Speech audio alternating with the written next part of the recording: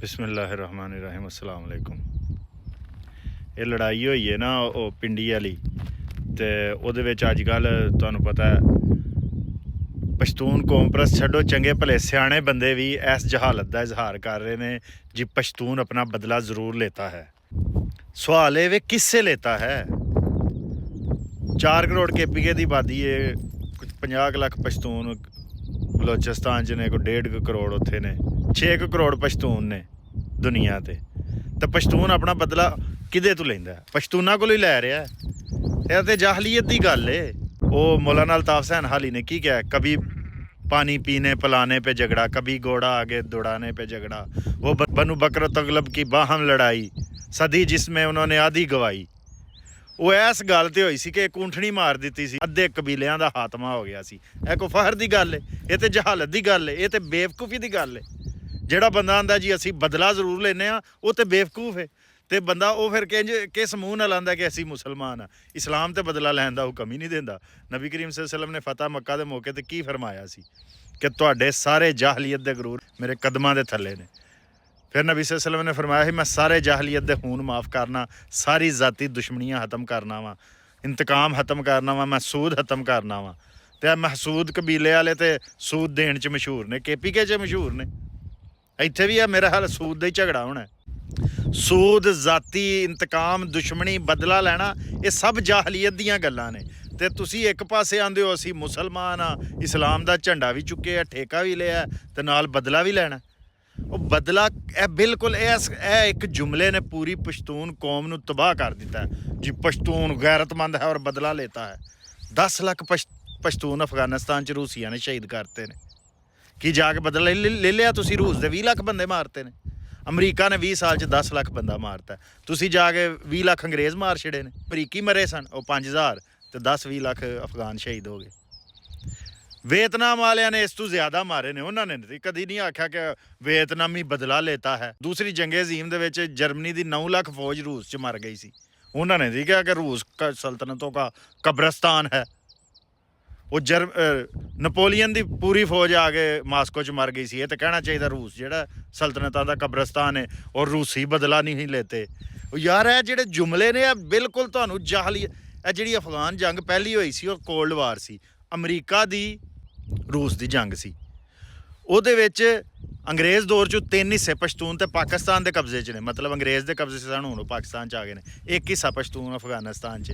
ਉਹ ਜਿਹੜਾ ਇੱਕ ਹਿੱਸਾ ਪਸ਼ਤੂਨ ਅਫਗਾਨਿਸਤਾਨ ਦੇ ਵਿੱਚ ਸੀ, ਉਹਦੇ ਵਿੱਚ ਸਰਦਾਰ ਦਾਊਦ ਨੇ ਜ਼ਾਹਰ ਸ਼ਾਹ ਦੀ ਹਕੂਮਤ ਸੁੱਟੀ, ਕਮਿਊਨਿਸਟ ਹਕੂਮਤ 'ਚ ਆ ਗਏ।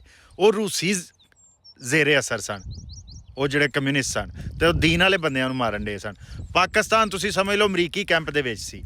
ਯਾਨੀ 3 ਹਿੱਸੇ ਪਸ਼ਤੂਨ ਅਮਰੀਕੀ ਕੈਂਪ 'ਚ ਸਨ ਤੇ 3 ਹਿੱਸੇ ਪਸ਼ਤੂਨ ਪੰਜਾਬੀਆਂ ਦੇ ਨਾਲ ਰਲ ਕੇ ਉਹਨਾਂ ਨੇ ਇੱਕ ਹਿੱਸੇ ਪਸ਼ਤੂਨਾਂ ਵਾਲਿਆਂ ਨੂੰ ਕਮਿਊਨਿਸਟ ਇਨਕਲਾਬ ਦਾ ਰਾਹ ਰੋਕਿਆ ਉਹਨਾਂ ਨੇ। ਨਹੀਂ ਤੇ ਉਹ ਅਫਰਾ ਭਟਕ ਹੋ ਰਹੀ, ਉਹ ਸਾਰੇ ਕਹਿੰਦੇ ਸਨ ਜੀ ਹਮ ਟੈਂਕੋਂ 'ਤੇ ਬੈਠ ਕੇ ਆएंगे ਇਸਲਾਮਾਬਾਦ में रूसी टैंकों पे बैठ के। ਤੇ ਜਿਹੜੇ ਅੱਜ ਕੱਲ੍ਹ ਦੇ ਪਸ਼ਤੂਨ ਕੌਮ ਪ੍ਰਸਤ ਨੇ ਉਹ ਉਸ ਦੌਰ ਦੇ ਤਨਾਜ਼ਰ ਦੇ ਵਿੱਚ ਅਫਗਾਨਿਸਤਾਨ ਨੂੰ ਇਲਜ਼ਾਮ ਨਹੀਂ ਦਿੰਦੇ, ਕਮਿਊਨਿਸਟਾਂ ਨੂੰ, ਸੈਕੂਲਰਾਂ ਨੂੰ ਇਲਜ਼ਾਮ ਨਹੀਂ ਦਿੰਦੇ। ਸਾਰਾ ਇਲਜ਼ਾਮ ਪਾਕਿਸਤਾਨ ਨੂੰ ਔਰ ਦੀਨ ਵਾਲੇ ਬੰਦਿਆਂ ਨੂੰ ਦਿੰਦੇ ਨੇ। ਉਹ ਕੋਲਡ ਵਾਰ ਦੇ ਵਿੱਚ ਵੀ ਅਫਗਾਨਿਸਤਾਨ ਦੀ ਜ਼ਮੀਨ ਇਸਤੇਮਾਲ ਹੋਈ। ਅੱਗੋਂ ਅੱਜ ਕੋਲਡ ਵਾਰ ਚੱਲ ਰਹੀ ਹੈ ਅਮਰੀਕਾ ਔਰ ਚੀਨ ਦੇ ਵਿੱਚ। ਉਹਦੇ ਵਿੱਚ ਫਿਰ ਸਾਡਾ ਇਲਾਕਾ ਮੈਦਾਨੇ ਜੰਗ ਹੈ। ਤੇ ਇਹ ਜਿਹੜੀ ਜਹਾਲਤ ਹੈ ਇਹਦੇ ਵਿੱਚੋਂ ਤੁਸੀਂ ਆਪਣੇ ਨੌਜਵਾਨਾਂ ਨੂੰ ਕੱਢਣਾ ਕਿ ਮਜ਼ੀਦ ਇਹਦੇ 'ਚ ਵਾੜਨਾ ਜੇ। ਤੇ ਜੇ ਤੁਸੀਂ ਐਸੇ ਜਹਾਲਤ 'ਚ ਰਹੇ ਨਾ ਕਿ ਹਮ ਬਦਲਾ ਲੈਤੇ ਹੈ, ਹਮ ਕਬਰਸਤਾਨ ਹੈ, ਉਹ ਬਈ ਆਪਣੇ ਹੀ ਹਰ ਕੌਮ ਦਾ ਜਿਹੜਾ ਇਲਾਕਾ ਹੈ ਉਹਦਾ ਆਪਣਾ ਕਬਰਸਤਾਨ ਹੈ, ਦੂਜਿਆਂ ਦਾ ਨਹੀਂ ਉਹ ਕਬਰਸਤਾਨ ਹੁੰਦਾ। ਤੇ ਨਾ ਕੋਈ ਕੌਮ ਬਦਲਾ ਲੈ ਸਕਦੀ ਹੈ ਕਿਸੇ ਕੌਮ ਕੋਲੋਂ ਜਦੋਂ ਉਹ ਕਮਜ਼ੋਰ ਹੋਏ, ਤੇ ਨਾ ਤੁਸੀਂ ਲੈ ਸਕਦੇ ਹੋ।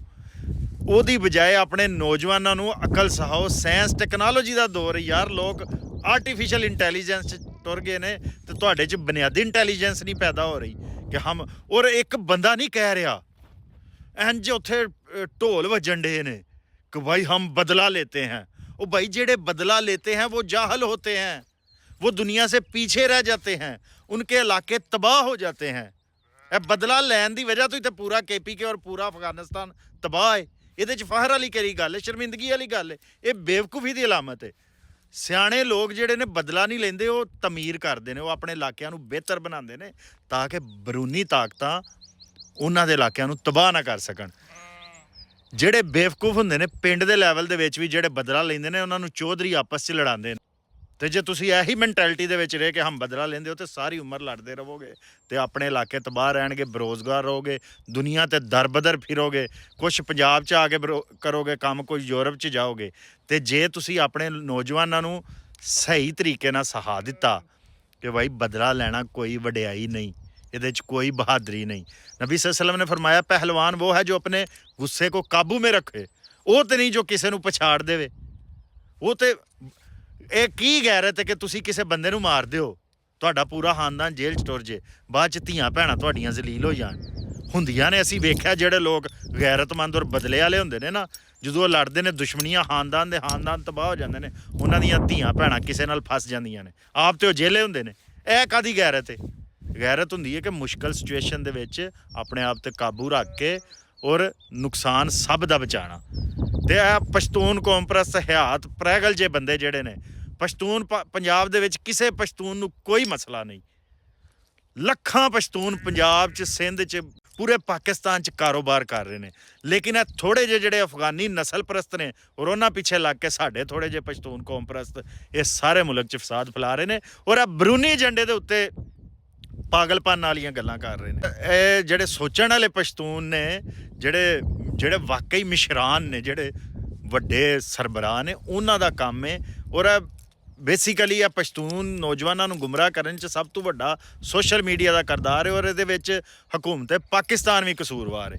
ਜਿੰਨੀ ਦੇਰ ਤੱਕ ਤੁਸੀਂ ਲੋਕਾਂ ਨੂੰ ਸਹੀ ਤਾਲੀਮ ਹੀ ਨਹੀਂ ਦੇਣੀ, ਉਹਨਾਂ ਨੇ ਐਸੇ ਹੀ ਕਬਾਇਲੀ ਜਹਾਲਤ ਦੇ ਵਿੱਚ ਵੜਿਆ ਰਹਿਣਾ ਔਰ ਦਾਅਵਿਆਂ ਦੀ ਬੁਨਿਆਦ ਤੇ ਫਸਾਦ ਫੈਲਾਉਂਦਿਆਂ ਰਹਿਣਾ।